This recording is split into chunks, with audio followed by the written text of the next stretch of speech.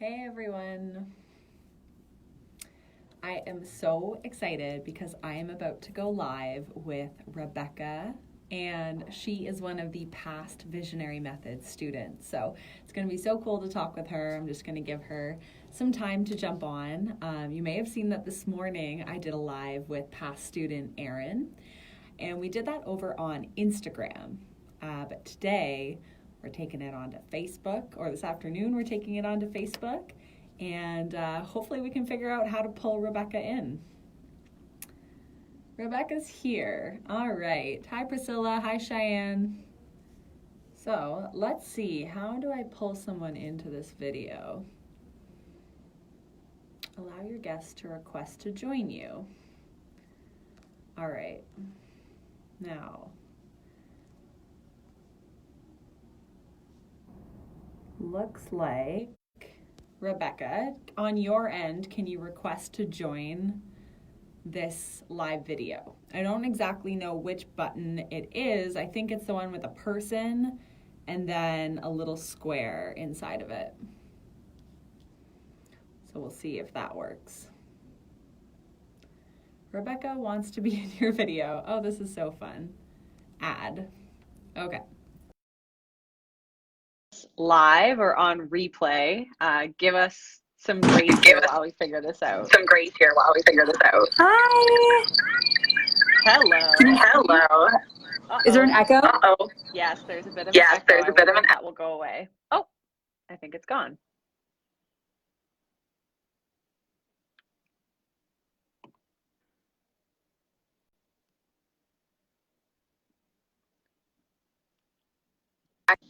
Can you? Oh, we're back.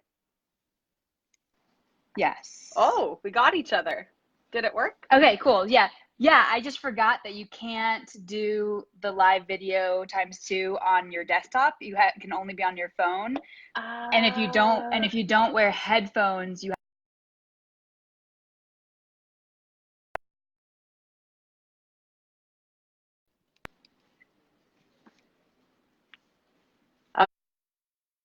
Okay, amazing. Oh, I feel like we're getting a little bit of delay here. Does the delay still happen for you? We're good now, but for some reason you like stopped talking and then you started again. I think we're good now. Okay. Whatever, we'll roll with it. And if I look like I am not understanding what you're saying, I'll probably just stop talking and have a blank stare on my face. Like, okay, I'll just nod along. So how's your day going? Good. It's like in the 90s here, so it's really nice weather. So I went down to the pool, and there's like a nice little area like in the shade with like tables. So I just went down and worked down there for a little while today, which was really nice. Oh my gosh. And after this, I'm gonna head to the pool. Okay, so first things first, I'm gonna have to plan my trip out to visit you because this sounds like a dream. Please, I would love that so much. Oh man. And so do you want to just start by maybe introducing yourself? We'll have some people jump in live, and then I'm sure we'll have lots of people watching this on replay because I did share it out to some of my community members on Instagram and Facebook, and I know they're excited to get to know you. And you've been on the podcast before, so if anyone wants to listen to your episode, they can do that. But maybe start off by letting us know who you are, where you're located, and something fun, a fun fact about yourself that you could share with everyone who's watching. Okay. So I had to write those down really quickly just to make sure that I remember. Yeah, I like tend to ramble on and on. I'm like, tell us this and that and this. Make sure I hit it all. Okay, so I am Rebekah Rose, and I am located in the beautiful Reno Tahoe area. It's gorgeous here. Yeah, really, really nice. I moved here in December from Vermont, so I'm an East Coaster and West Coast girl. And I guess the fun fact about me, let me see if I can go get it. Ooh, I like this. It's like show and tell. Come here. I know what your fun fact is. I'm a dog mom. And this is as of recently. Have you always wanted a dog? Always wanted a dog, always wanted a Frenchie. They're like super chill, couch potato dogs, and Yeah. we live in an apartment, and it was like our friends had them back in Vermont, and they're just like so, they're more like cats almost. They're Yeah. just like really lovey, really relaxed. Mwah. And yeah, and I love small dogs because you can travel with them, and Yeah. so he's gonna be traveling with me back east in a couple of weeks. So Does he yeah, sleep in your bed yet, or is that a no-no? that's a no-no because mom likes her sleep quality. Mm-hmm. But he sleeps right beside me, in his crate. So we are crate people, but he really likes it, and he has a big crate, so it's not like he's contained too much. So Oh, that's yeah, so cute. I know we swore yeah. we would never let our dog sleep in our bed. And then one time my husband was traveling for work and I was like, I'm kind of lonely. Come on up, Abby. And then from that night on, she has slept in our bed every night and we just don't have the heart to kick her off anymore.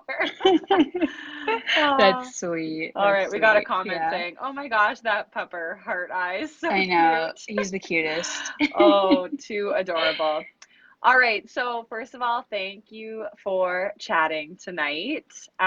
So excited personally just to kind of catch up with you because it's been a while, but also really excited for my audience to get to know you and kind of your journey a little bit leading up to the visionary method and then what you're up to today. So maybe take us back to where were you at in your life before you jumped inside the visionary method, and this was kind of late 2018. So maybe just paint a Yeah, picture of what you were doing and what was going on with your work.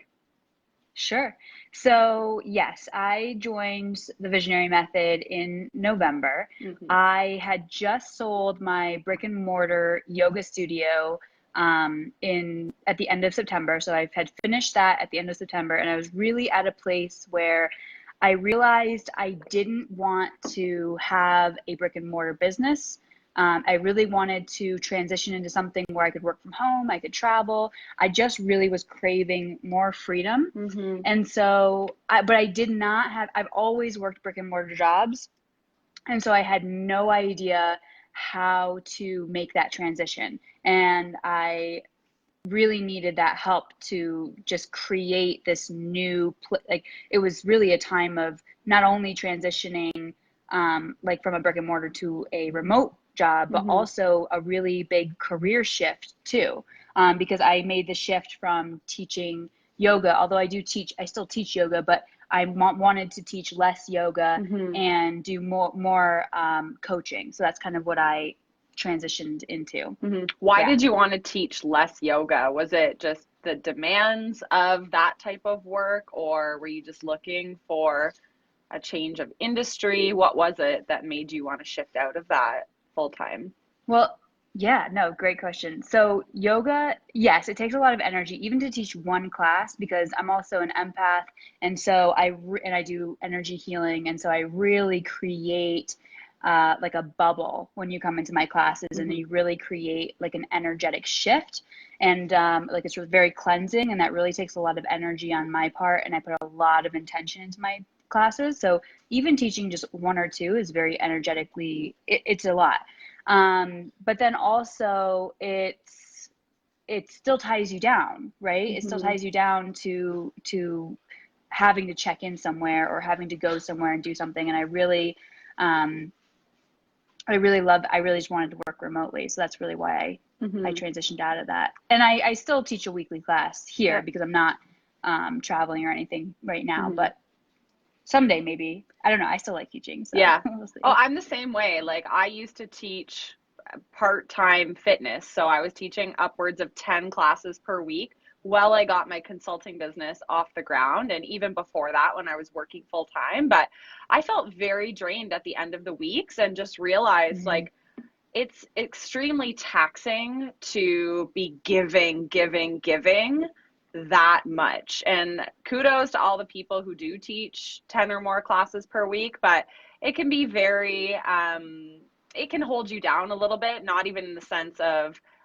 you have to be there at certain times and whatnot, but it's also just, it is physically and mentally exhausting, I found. And though it's very rewarding at the same time, I knew that it was really challenging to scale work like that up, right? You're kind of in a hamster wheel of needing to be there week after week for the participants. So yeah, and I know it's common for people to be in that and not really figure out, how do I get myself out of this kind of rat race of teaching? And I know a lot of my viewers are also in that position. So that's good to know. So when you decided to transition out of teaching yoga full time, did you have a clear vision for what you were trying to create? Or were you still trying to figure out how this whole online business was going to work out? What was your thought process behind what that next step would be? Oh my gosh. I can just remember that first time that we talked and you're like, okay, you have like a million ideas. We've got to hone it in. And Mm-hmm. that's definitely me. Like I have that energy where it's like there's a million ideas going around and I really needed that guide to be like, okay, let's put them all, like, let's get them all out. So it's a brain dump. Yeah. And then like really focus on where you want to focus your energy. Mm-hmm. So yeah, when I first started, I think we did our discovery call, or like our first session before I started the visionary method.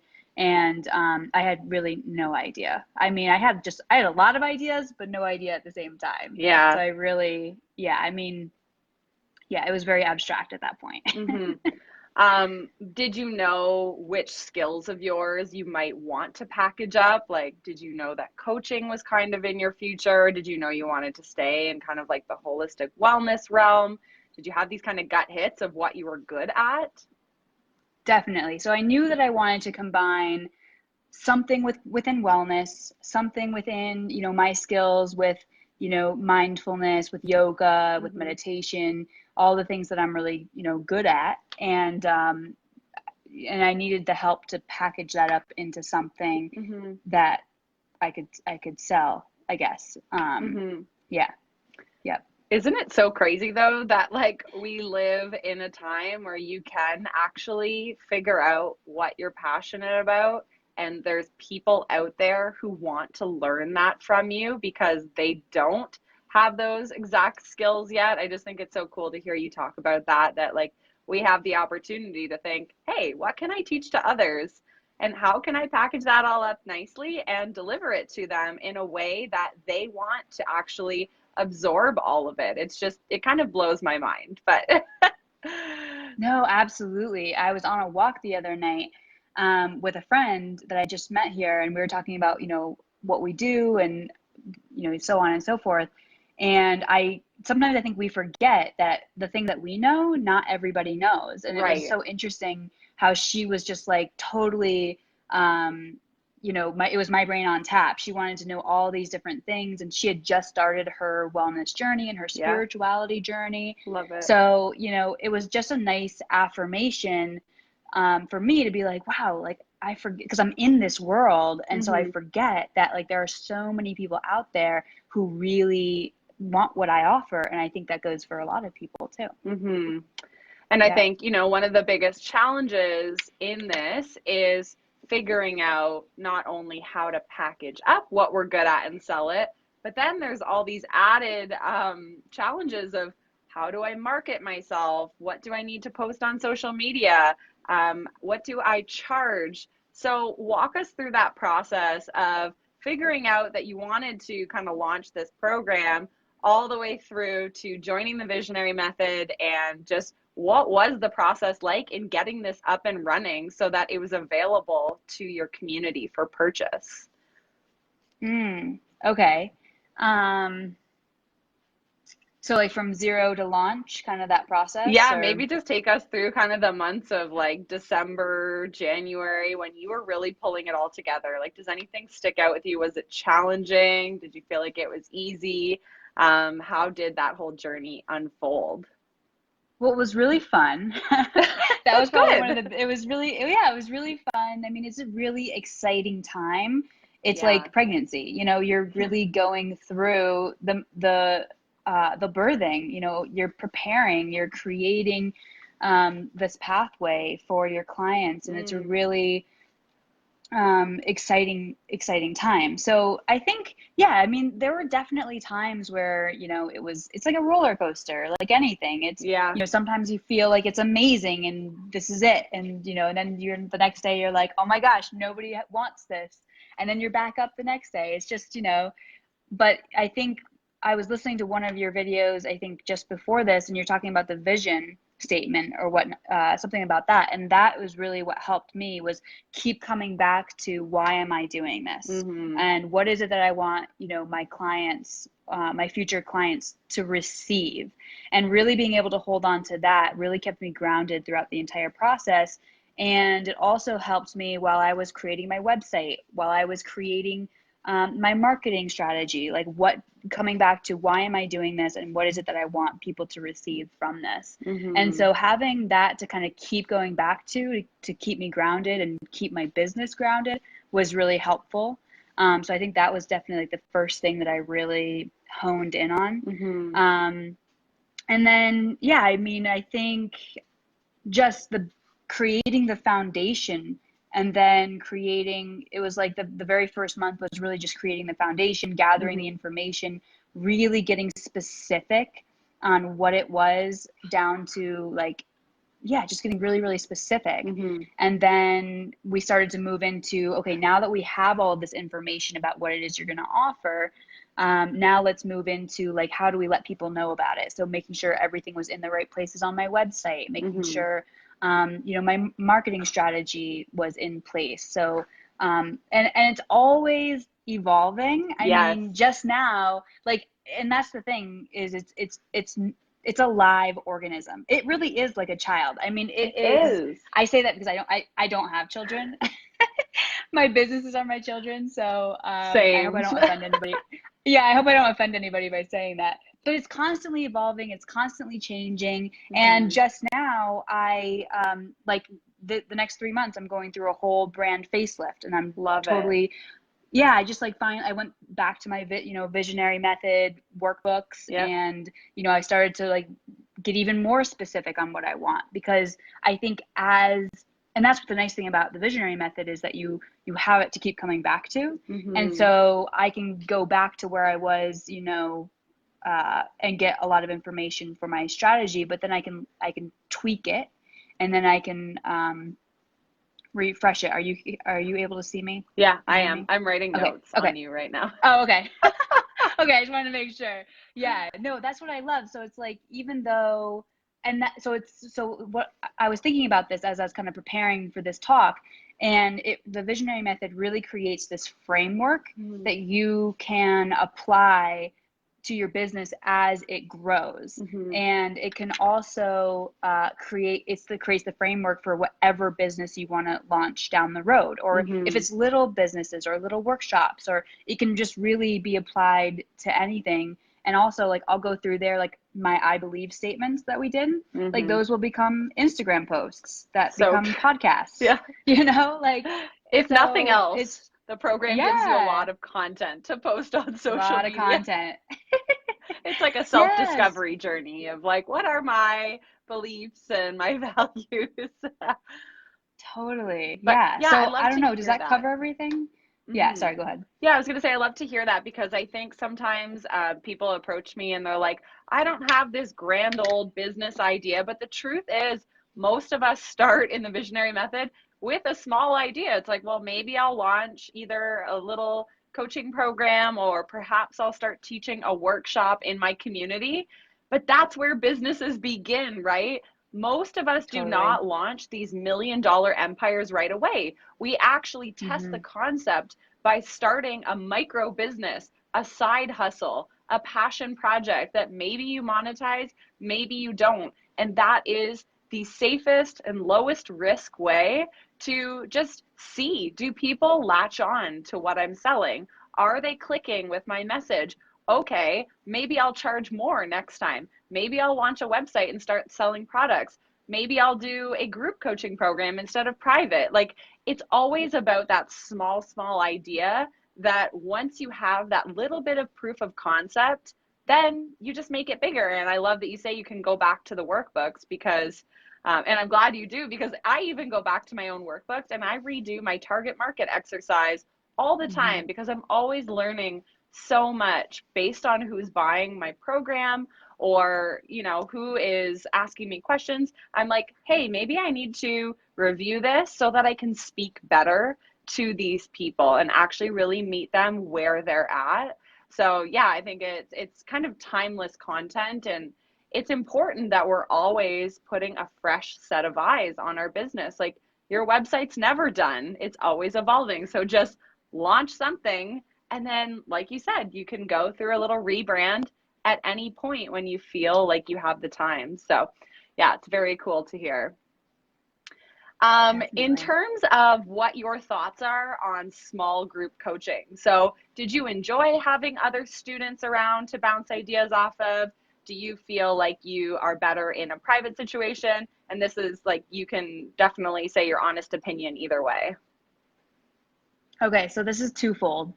So I 100% love like the small group, intimate group coaching, because like I made really strong connections in the group. Like Erin and I are still friends, and you know, we still talk to each other, and so I really love that community. And then also the same thing is a little off topic, but your masterminds, it's kind of the same thing. Like, I've made friends in that group, and it's just nice to connect with other people who are in the same boat as you. You know, it's a camaraderie. It makes you not feel so alone, and you can bounce those ideas off of people, and they have your back. And it's just nice. You know, the entrepreneurial journey can be so isolating and feel so alone at times. And so having a community, I would say in this situation, is just really, it's almost crucial, because when you're birthing something like this, going through that roller coaster alone can sometimes just feel really lonely. And so when you have other people that you connect with, you know, every couple of weeks, that you hear them having the same struggles or the same wins, it just really helps keep your mindset, you know, in the game. That being said, I also really love private coaching, because and it's definitely worth 100% worth the investment. Like, I would even do something like maybe a combo or something of both. And because the private coaching is nice, because you can really get specific on what you need, and you and your coach can work on something that's very specific to you. And so that's really nice. If you already, I think if you need a little bit extra clarity, that's where it's like, it's really, and I'm a coach, so I get like, you know, I love it, because, and I have like three or four different coaches for different things. I'm all about that life. I love it. I am too. I'm like, why would I try to figure this out myself when someone could help me who's more of an expert? Exactly. And even just hearing yourself talk and hearing, you know, putting it out there and being like, is this totally, you know, I don't want to say crazy, but just, you know, get it out there, brain dump, just have somebody else who's an expert in that field listen to you and be like, this is good, this I would throw out, you know. It's just, it saves you so much time and money in the long run that it's 100% worth the investment. So I mean, I think we did it, but I would definitely recommend doing the visionary method, and then maybe adding on some private sessions, either afterwards as an extra layer of support. Like, I met with you a couple of times after, or, you know, during, and it just is really helpful. Yeah, absolutely. And you hit the nail on the head when you say it can be really isolating. Like, even if you have a partner or a boyfriend or a husband at home, like, they're not on the journey with you unless they're in business with you, right? Like, that's why it's important to have some people who are in a similar level playing field, who kind of understand the struggles when you're taking on this huge task of launching some sort of micro business or full-on business. And it's really great to have that support on the hard days. So thank you for sharing that. Paint us a picture of like, what are your services today, and what are you focusing your time on when it comes to your business right now? Yeah, awesome. So right now, I am really focusing on one-on-one sessions. So so I'm a mindfulness coach. I've kind of honed in on what my specialty is, and really creating the blueprint for individuals to live their most nourishing, full, present lives. And mindfulness, I feel like, goes hand in hand with self-care and just really being in touch with yourself. And I see so many people just like rushing through life.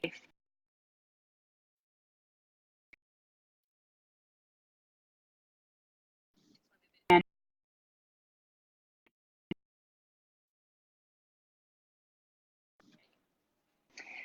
so, did I lose you? You cut out, but you're back now.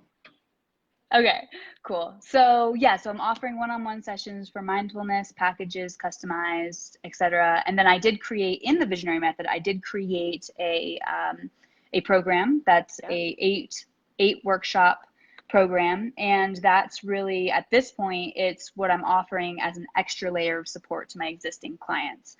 And it's also something, and then I also have, I call them yoga prescriptions. Yeah. And so they're little mini yoga classes that I do online, and I offer those as an extra layer of support for my existing clients as well. And those are really geared less towards like physical and more geared towards integrating these mindfulness techniques and creating new neural pathways in the brain.